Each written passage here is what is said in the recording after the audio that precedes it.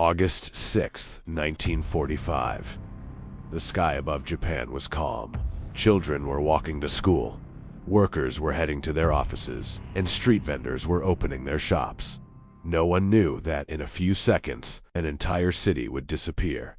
A blinding white light exploded over Hiroshima. Heat hotter than the surface of the sun swallowed everything. Buildings melted. Bodies vanished. Shadows were burned into walls. More than 70,000 people died in an instant. But inside that living hell, one man survived. Burned, deafened, bleeding. He should have died that day. But fate had something even crueler planned. Because 3 days later, he walked straight into another city, just as the second atomic bomb fell. This is the unbelievable true story of the man who survived Hiroshima. Twice. Who was this man? His name was Tsutomu Yamaguchi. Not a soldier. Not a politician. Not a hero from a movie. Just an ordinary engineer working for a shipbuilding company. He was 29 years old. A husband. A father. A man dreaming of going home. In the summer of 1945, Japan was already losing the war. Cities were burning. Food was scarce. Everyone was tired. And Tsutomu had been sent on a business trip to Hiroshima. He hated being there. For months he wanted nothing more than to return to his wife, an infant son in Nagasaki. He had packed his bags. His work was done. August 6th was supposed to be his last day. He was only minutes away from leaving the city, when history exploded above him. At exactly 8:15 in the morning, Tsutomu looked up and he saw a plane. A single American bomber, Boeing B-29 Super Fortress. Then, something dropped. A tiny object descending with a parachute. He stared in confusion. And then, white. A flash so bright it felt like the sun had detonated in front of his face. The atomic bomb, little boy, exploded. Atomic bombings of Hiroshima. The blast threw him violently into a potato field. His eardrums ruptured. His skin burned. For several seconds he couldn't hear. Couldn't breathe. Couldn't understand whether he was alive or dead. When he opened his eyes, Hiroshima was gone. The city had become a black nightmare. People with skin hanging from their arms wandered like ghosts. Some had no eyes. Some carried dead children. Some begged for water before collapsing forever. The river filled with burning bodies trying to escape the fire. Everywhere, screaming, smoke, ash, silence between cries. Yet somehow, through burns, blood, and pure shock, he stood up. He was alive.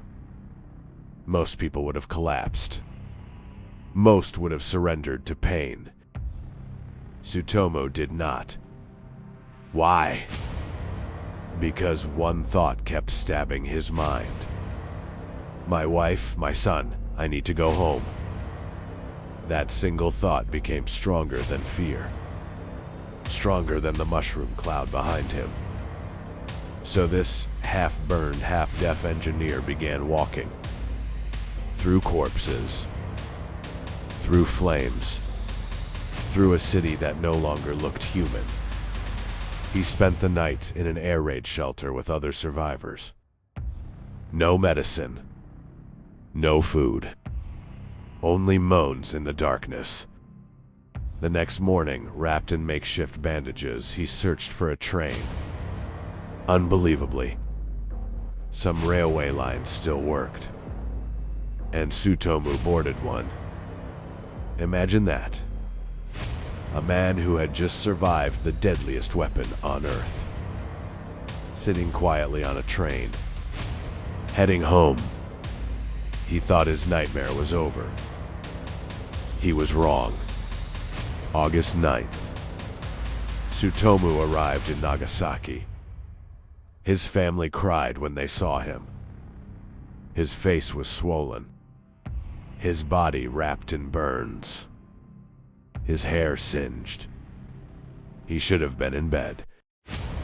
He should have been unconscious. But Japan in wartime did not stop for suffering. That morning, despite his injuries, he reported to work.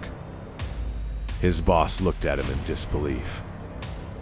Tsutomu tried to explain. Hiroshima was destroyed by one bomb. His co-workers laughed. One bomb destroying an entire city? Impossible. Exaggeration. Hallucination. Then Tsutomu began describing the white flash. The heat. The mushroom cloud. The people burning alive. And as he spoke, history repeated itself. 11:02 a.m. A sudden brilliant light filled the office window. Tsutomu Yamaguchi instinctively dropped to the ground.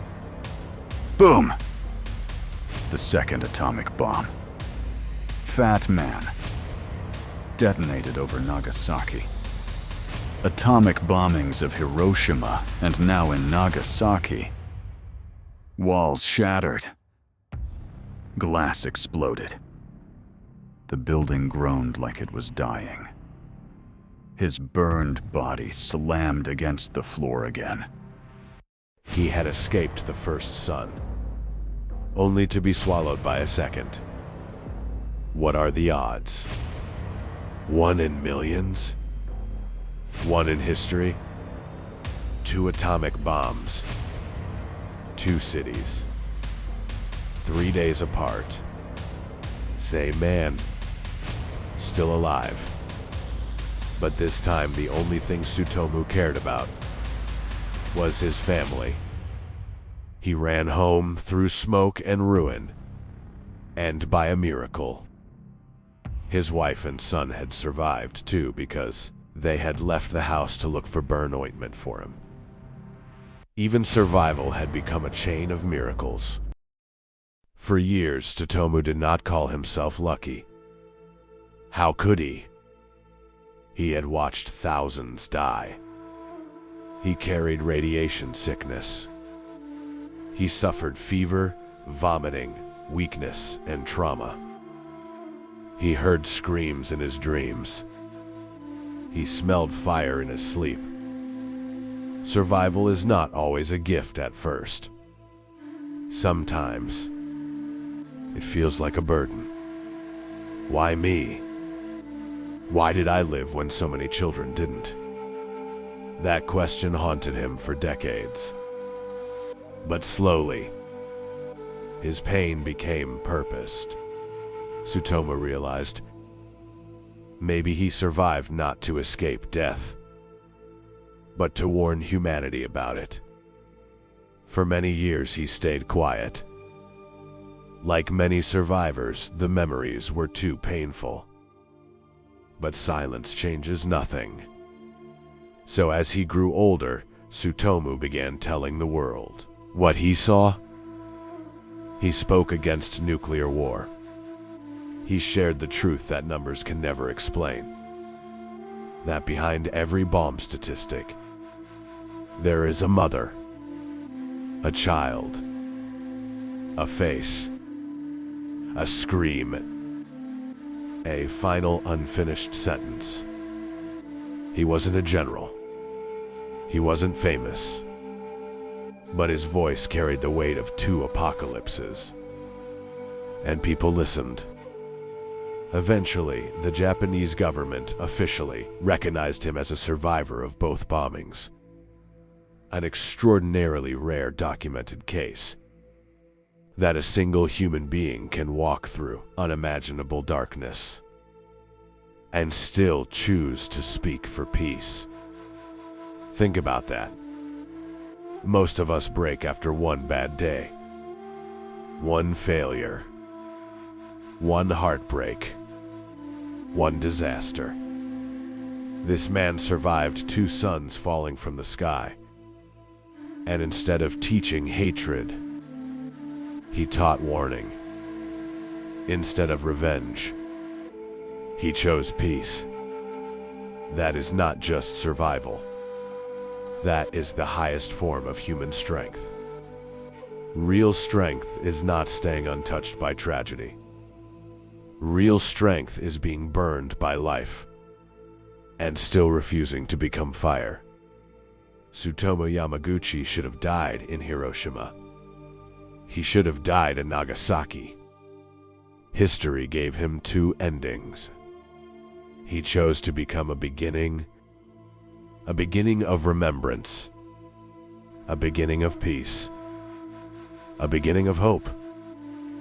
Because sometimes, the people who survive the impossible are sent back to teach the rest of us how precious life truly is. Would you have kept going after the first bomb?